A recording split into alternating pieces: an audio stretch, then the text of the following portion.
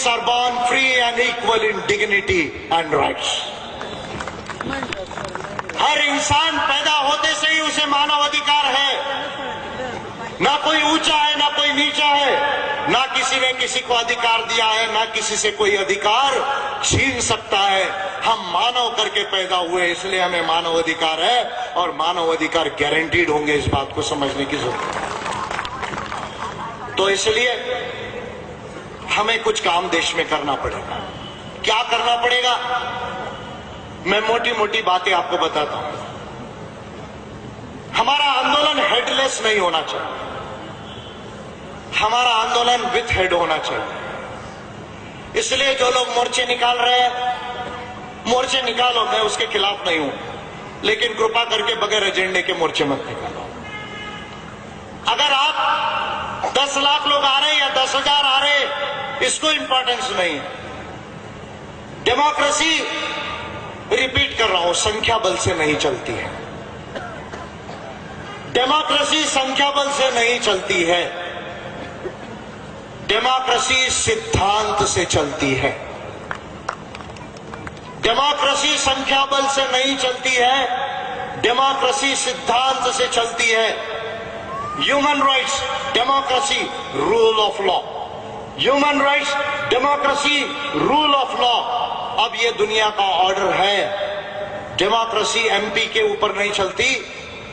आज देखो, विजय मानकर अनइलेक्टेड एमपी है, लेकिन पूरी पार्लियामेंट SC/ST के इश्यू पर विजय मानकर को पूछे बगैर कोई गलत काम नहीं कर सकती। ये पोजीशन मैंने,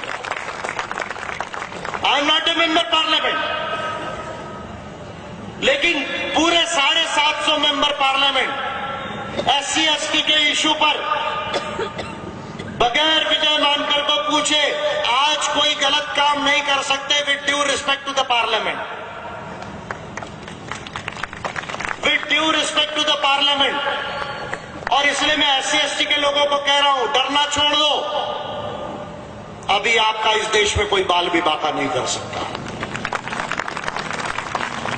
डरना छोड़ दो, आपका बाल बाका नहीं कर सकता। और मैं भी OBC का सेटल करने वाला हूं, माइनॉरिटीज का सेटल करने वाला हूं। जिस तरह बहुत बिल्कुल 3 महीने वर्षावास करते हैं, 2017 के मानसून में मैं वर्षावास करूंगा, लेकिन वर्षावास और ह्यूमन राइट्स को कॉन्स्टिट्यूशन में लाने का ये जो आंदोलन है, कास्ट डिस्क्रिमिनेशन को समाप्त करने का जो आंदोलन है, economic rights, social right, cultural rights, civil and political rights and collective rights को जो साकार करने का ये जो आंदोलन है, उसमें शामिल करे, उसमें शामिल हो। और आपको यदि अगर ये बातें ठीक लगती है, तो मैं बड़े स्वाभिमान से ये कहना चाहता हूं कि देश की एकमात्र पॉलिटिकल पार्टी जो ये काम कर रही है, वो कांग्रेस नहीं, बीजेपी नहीं, मनसे नहीं, और कोई XYZ जो है वो बहुजन पार्टीज नहीं है, वो अम्बेडकराइट पार्टी ऑफ इंडिया है। अगर ये बातें आपको ठीक लगे, अगर ये बात ठीक लगे, तो नासिक के आने वाले इलेक्शंस में इसका रिजल्ट दिखाओ और अपनी जो रिप्रेजेंटेशन है वो 30 लाख लोगों को खड़ा करके नहीं, अपने रिप्रेजेंटेटिव्स को चुनकर भेजकर ये एजेंडे पर काम करके दिखाओ।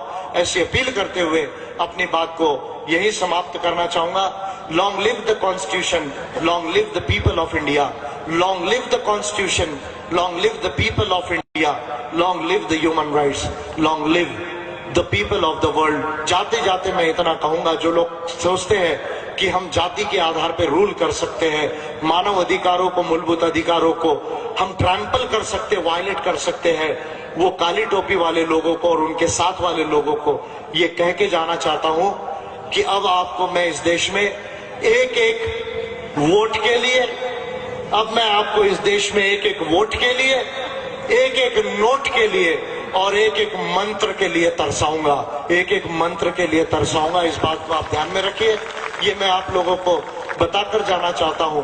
और अब इस आधार पे हम प्रबुद्ध भारत और प्रबुद्ध विश्व को निर्माण कर पाएंगे।